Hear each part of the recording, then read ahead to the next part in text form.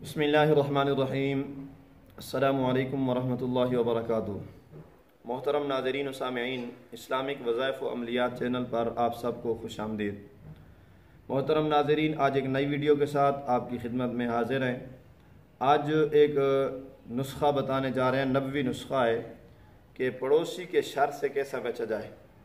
پڑوسی کے شر سے بچنے کا نبوی نسخہ۔ حدیث پاک میں ایک واقعہ آتا ہے کہ ایک شخص حاضر ہوا اور اس نے عرض کیا، یا رسول اللہ صلی اللہ علیہ وسلم، میرا پڑوسی مجھے اتنا ستاتا ہے کہ اس نے میری زندگی تلخ کر دی۔ میں نے خوشامدیں کر لیں، سب کچھ کر لیا، مگر ایسا موذی ہے کہ رات دن مجھے ایذا پہنچاتا ہے۔ یا رسول اللہ صلی اللہ علیہ وسلم، اب میں کیا کروں؟ میں تو عاجز آ گیا۔ رحمت عالم صلی اللہ علیہ وسلم نے فرمایا، میں تدبیر بتلاتا ہوں، وہ یہ کہ سارا سامان گھر سے نکال کر سڑک پر یعنی گلی پر رکھ دے اور سامان کے اوپر بیٹھ جا، اور جو آگے پیچھے گزرے اور پوچھے کہ بھائی گھر کے ہوتے ہوئے سڑک پر کیوں بیٹھے ہو، کہنا کہ پڑوسی ستاتا ہے، تنگ کرتا ہے۔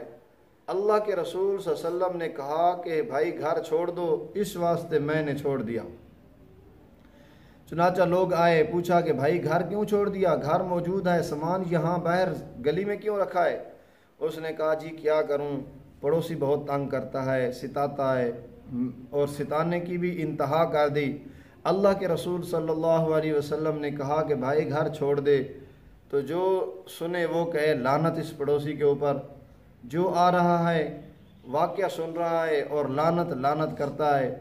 مدینہ منورہ میں صبح سے شام تک ہزاروں لعنتیں اس پر ہوئیں اور لعنتوں کی تسبیح پڑھی جانے لگی۔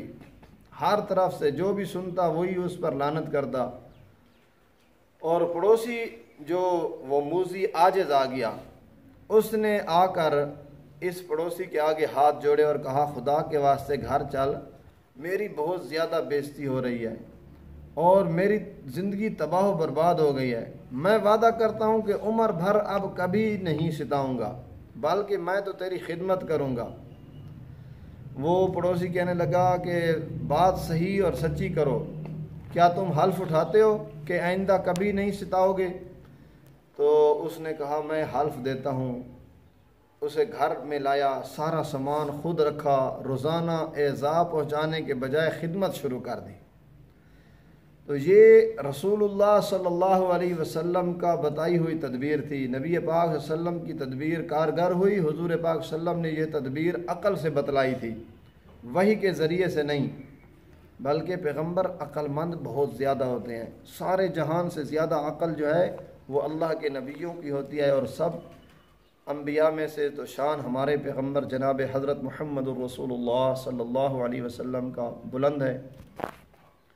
تو انبیاء کرام علیہم الصلاۃ والتسلیم جہان میں، زمانے میں سب سے زیادہ عقل مند ہوتے ہیں، کہ ان کی عقل کے سامنے دنیا کی عقل گرد ہوتی ہے، اور اس کی وجہ یہ ہے کہ عقل اللہ تبارک و تعالیٰ سے تعلق قوی ہونے کا نام ہے۔ اللہ تعالیٰ سے تعلق ہوگا تو دل کا رستہ سیدھا ہو جائے گا، اور اللہ تبارک و تعالیٰ کے ساتھ عقل، اللہ کے ساتھ جو تعلق ہے اس سے عقل مندی ہے۔ یہی ہے کہ آخر تک کی بات آدمی کو سیدھی نظر آئے، اور بغیر تعلق مع اللہ کے نہیں ہوتی۔